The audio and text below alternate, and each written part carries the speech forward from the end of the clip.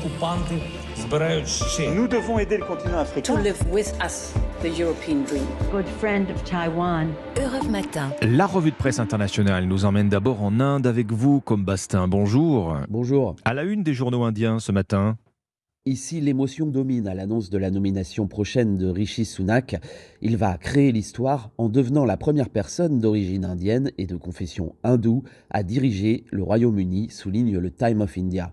Le grand quotidien revient sur ses origines modestes. Ses grands-parents étaient originaires de l'État indien du Pendjab avant d'émigrer en Afrique de l'Est dans les années 60.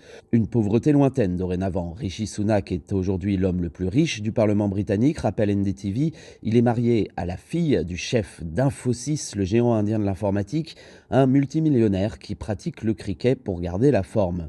Pour autant, la tâche qui l'attend sera lourde, insiste le Hindustan Times.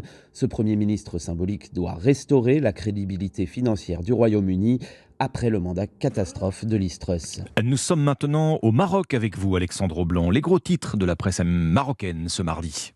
C'est le maintien du Maroc sur la liste grise du GAFI, le groupe d'action financière dont l'objectif est d'assainir le système financier mondial. Aux côtés du Yémen, d'Haïti ou encore du Panama, le Royaume va rester au moins jusqu'en 2023 parmi les juridictions sous surveillance accrue, rapporte le journal Média 24. C'est une surprise pour la Banque centrale marocaine. Elle pariait sur une sortie de cette liste, Note Finance News. C'est une mauvaise nouvelle aussi pour l'économie car les banques marocaines ont besoin des investissements étrangers, souligne le correspondant de Bloomberg au Maroc. Le GAFI estimant les faits qu'il existe encore des lacunes, Rabat doit ainsi renforcer sa lutte contre l'argent sale et contre le financement du terrorisme, observe le desk. Conséquence, le Maroc, qui comptait améliorer son score auprès des agences de notation, devra donc patienter encore un an de plus. Nous sommes enfin en Israël avec vous, Ariane Ménage. Ariane, de quoi parlent les journaux israéliens ce matin ? De la guerre en Ukraine qui s'impose finalement comme l'un des thèmes de la campagne électorale.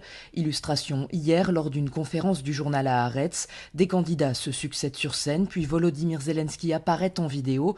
Le président ukrainien réitère ses appels à l'aide. Il ne s'agit pas de politique, déclare-t-il, mais de valeurs. Ces derniers jours, les candidats précisent bien leur position sur le conflit, note le Jérusalem Post.